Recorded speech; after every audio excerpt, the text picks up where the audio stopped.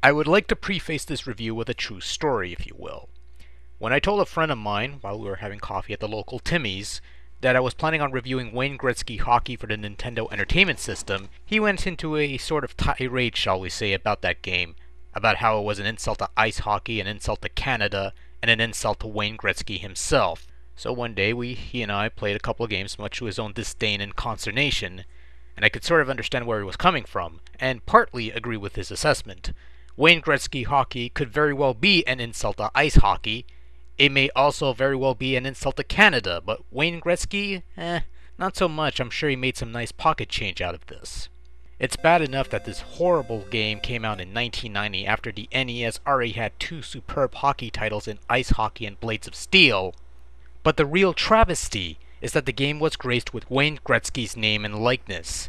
You would think that a video game bearing the name of a man highly regarded as the greatest hockey player to ever play the game would be a superb representation of the sport of ice hockey on Nintendo's 8-bit console, or at the very least be a good game that's fun to play if nothing else, but alas, that's not the case.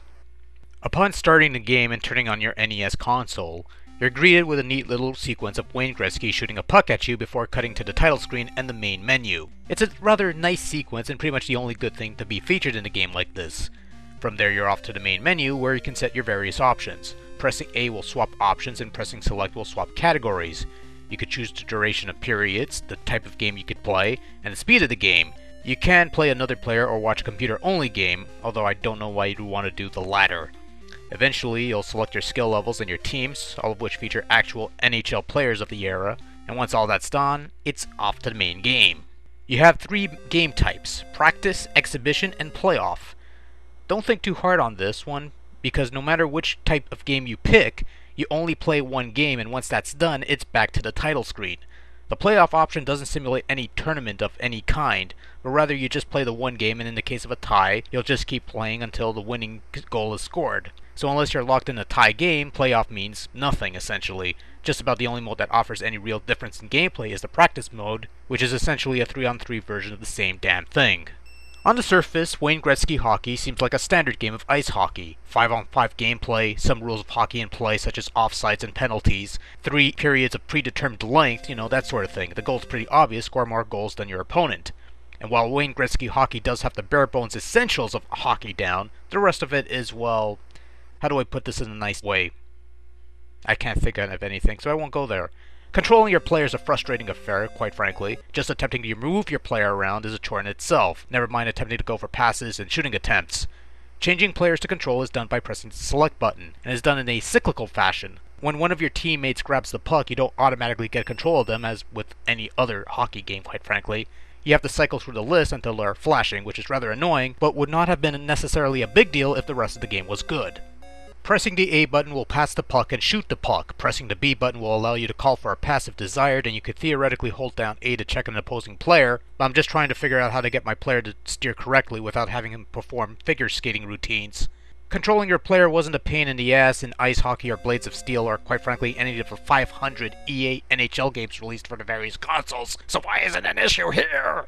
Now, it should be mentioned that Wayne Gretzky Hockey was also available on the PC and various computer systems, and apparently people will swear up and down by the greatness of this game due to its early attempt at being a hockey simulator. I can't speak for those versions because I've never seen them, let alone played them, but I can honestly say that this NES version is not very good, much less any fun to play. Let's be brutally honest here. Ice hockey is a fast-paced, hard-hitting sport, and any video game that attempts to recreate the sport in either an abbreviated arcade sense or a pure simulation sense should reflect that pace.